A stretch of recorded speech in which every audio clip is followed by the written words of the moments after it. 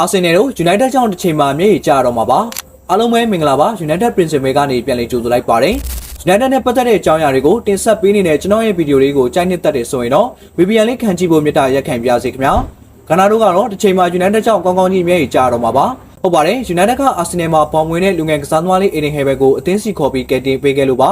Eden Hazard ဟာ Arsenal Academy တို့ကစားသမားဖြစ်ပေမဲ့ Arsenal မှာပွဲထွက်ခွင့်ရဖို့ရုန်းကန်နေရတာတွေကြောင့်အသင်းကိုဆွတ်လွတ်ပြီး United ကိုရောက်လာဖို့အကြောင်းဖန်ခဲ့တာပါဟဲဘာဟာအာဆင်နယ်ကနေထွက်လာတဲ့အကြောင်းရင်းကအရေးချင်းမရှိလို့မဟုတ်ပါဘူး။သူအနေနဲ့စီနီယာအသင်းကြီးစီမှာပုံမှန်ပွဲထွက်ခွင့်ရဖို့ဘလို့မှမဖြစ်နိုင်တာကြောင့်ပါ။လက်ရှိအာဆင်နယ်ရဲ့အဓိကနောက်ခံလူတွေဖြစ်တဲ့စလီဗာတင်မာတို့ကိုကြော်ပြီးအာဒီတာအနေနဲ့ဟဲဘန်ကိုပွဲထွက်ဖို့ဆိုတာဘလို့မှမဖြစ်နိုင်နေရပါ။ဒါကြောင့်ပဲဟဲဘန်ဟာသူ့အတွက်တူတက်ကြောင်းအတွက်အသင်းသစ်ရှာဖို့စဉ်းစားခဲ့ပုံပါပဲ။အသင်းမှာနေရာမရမှန်းသိတဲ့ကစားသမားကဘလောက်ပဲကောင်းနေတဲ့အသင်းဖြစ်ပါစေ။ကိုယ့်အတွက်တူတက်မှုမရှိရင်ဘယ်သူမှကြမနေပါဘူး။အထူးသဖြင့်ဟဲဘန်ကအသက်19နှစ်သာရှိသေးပြီးသူ့အတွက်မသေးချာမေးရတဲ့နေရာမှာအချိန်မဖြုံးဖို့အဆုံးဖြတ်ခဲ့တာပါ။ဒါကြောင့်ပဲဟဲဘန်တယောက်အာဆင်နယ်စာချုပ်သစ်ကန်လန်းချင်မှာတော့ညှင်းပယ်ခဲ့တာဖြစ်ပါတယ်။ United ကလည်းအမရီလိုလူငယ်ကစားသမားတွေနဲ့ရရှိ project တိစောက်ခြင်းတဲ့သူ့အတွက်တော့ဟဲဘန်ကိုကြိုက်တွေ့ခဲ့ပြီးအသင်းထံခေါ်ယူခဲ့ပါတယ်။အဲ့ဒီအချိန်ကပထရစ်တော်ကူနဲ့တူ United မှာတောက်ပမဲ့ဟဲဘန်ကို2029ခုနှစ်တနစ်သက်တမ်းလုပ်ခွင့်ပါရှိတဲ့စာချုပ်နဲ့ခေါ်ယူခဲ့ပါတယ်။ United ကိုရောက်ချင်းမှာတော့ Harry Maguire လင်ဒီလောတို့ရဲ့အကြံကစားသမားဖြစ်ပါဝင်လာခဲ့ပြီး Fan နဲ့ကစားတဲ့ FA Cup မှာကစားသမားဘဝ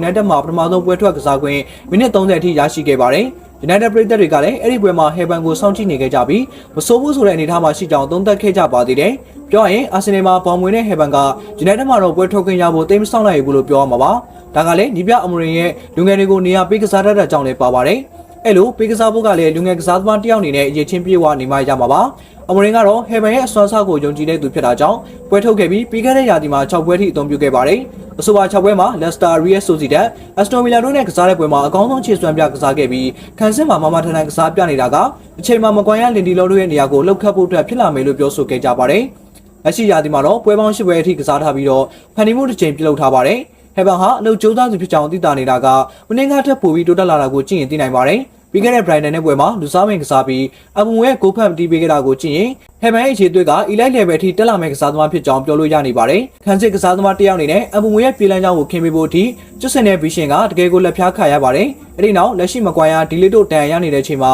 ဟဲဘန်တယောက်ပွဲထွက်ကစားခွင့်ရခဲ့ပြီးဝက်ဆန်နဲ့ပွဲကဆလို့တောက်လျှောက်ကစားလာခဲ့ပြီးခန်းစစ်မှာတီငိမ့်နဲ့တစင်ပြီးတစင်တိုးတက်လာတာကိုမြင်ခဲ့ရပါတယ်။အထူးသဖြင့်ပြီးခဲ့တဲ့ Aston Villa နဲ့ပွဲမှာဟဲဘန်ဘလောက်ထိမှကြောခဲ့လဲဆိုတာမြင်တွေ့ရမှာဖြစ်ပြီးအမေရင်ကိုတိုင်ကတော့အခုလိုပြောဆိုခဲ့တာဖြစ်ပါတယ်ကျွန်တော်အေဒင်ကိုတကယ်သဘောကျပါတယ်သူကတကယ်ကိုနှိမ့်ချမှုရှိတဲ့သူပါဒါကဒီနေရာထိကြောက်လာဖို့သူတော်တော်လေးရုန်းကန်ခဲ့ရလို့လည်းဖြစ်နိုင်ပါတယ်သူအရင်ကအာဆင်နယ်မှာရှိတုန်းကကစားခွင့်သိမ်းမရခဲ့ဘူးအခုဒီကိုရောက်လာတဲ့အခါမှာတော့အခွင့်အရေးတစ်ခုရလာခဲ့တာပါသူကဘာစင်ချင်မှပေးလို့မရှိဘူးတခါတလေကျွန်တော်ကသူ့ကိုညွှန်ကြားတာတစ်ခုခုပေးလိုက်ရင်သူကဟုတ်ကဲ့ကျွန်တော်နားလည်ပါပြီလို့ပဲပြောတတ်တယ်အဲ့ဒီလိုအသေးစိတ်ချက်လက်လေးတွေကတကယ်ကိုရေးကြည့်ပါတယ်ကျွန်တော်အေဒင်ကိုထည့်သွင်းကစားစီတဲ့အခါသူရုန်းကန်ရလိမ့်မယ်လို့မခံစားမိဘူးသူကကိုယ့်ကိုတကယ်ယုံကြည်မှုရှိတာပါကျွန်တော်အမြင်အရသူကလေ့ကျင့်ခွင့်မှာထက်ပွဲကစားတဲ့အချိန်မှာပိုပြီးတော့ကောင်းကောင်းကစားနိုင်ပါတယ်ဒါကသူ့အနေနဲ့ခေါင်းဆောင်ကောင်းတစ်ယောက်ဖြစ်လာနိုင်တဲ့ဆိုတာကိုဖော်ပြနေတာပါပဲလို့ချီးကျူးပြောဆိုခဲ့ပါတယ်။အာဆင်နယ်တို့ကတော့ဟဲဘန်ကြောင့်တစ်ချိန်မှာနောက်ထပ်ကြီးကျယ်ရပြီးမျက်ရည်နဲ့မျက်ခွက်ဖြစ်ရတော့မှာကတော့ကျင်းတည်နေပါပြီ။ United ကိုချင်ခင်ကြတဲ့ပရိသတ်တွေအတွက်စိတ်ဝင်စားစရာကောင်းတဲ့သတင်းအကြောင်းအရာတွေကိုတင်ဆက်ပေးသွားမှာမို့ United Principal Facebook Page နဲ့ YouTube Channel လေးကို Like and Subscribe လုပ်ပေးသွားခဲ့ကြပါဦးခင်ဗျာ။ကြည့်ရှုပေးခဲ့တာကျေးဇူးတင်ပါတယ်။